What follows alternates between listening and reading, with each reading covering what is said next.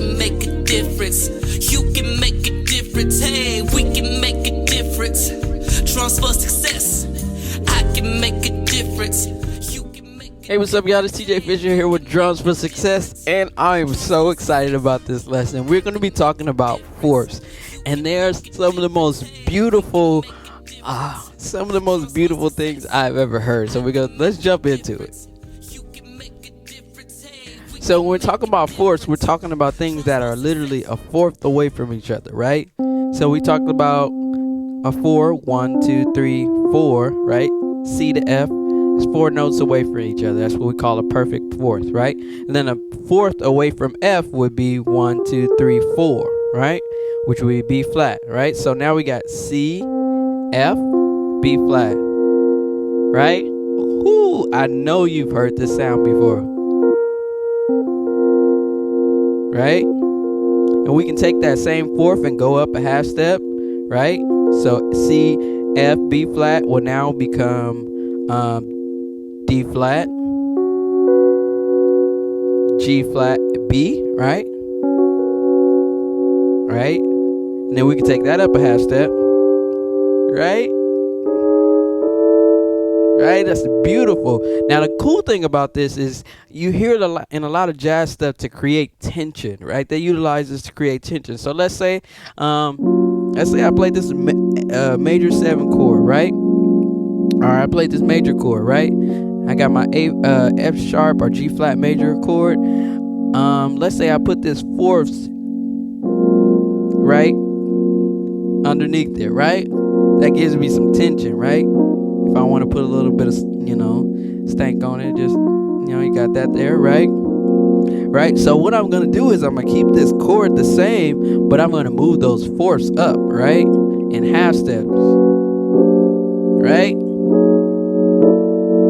Right? You hear all that tension that it creates, right? And you can resolve it at any time because music is really about tension and release, right? So these fourths create tension within the chord so that when you eventually get to something that's constant, it feels like a literal relief, right? So you can do the same thing even with just a bass note. So like C bass note, right?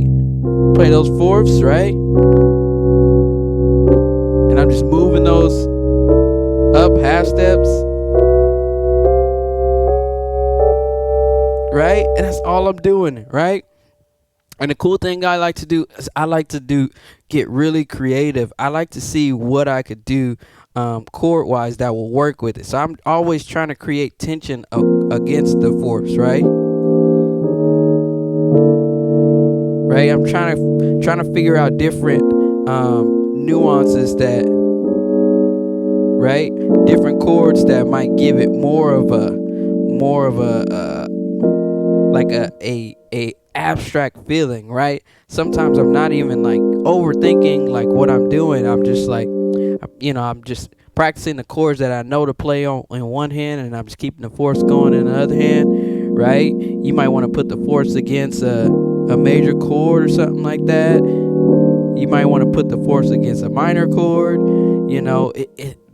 It doesn't matter where you play these contextually. They potentially will always sound, right. But let's be honest about it.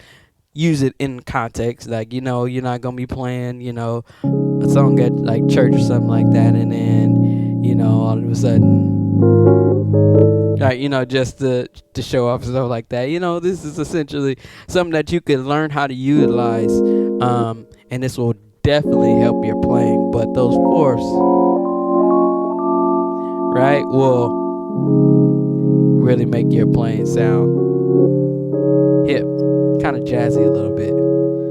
So yeah, man, try it. Fourths, it really will change your life. All right, I'm TJ Fisher here with Drums for Success. See you guys on the next one.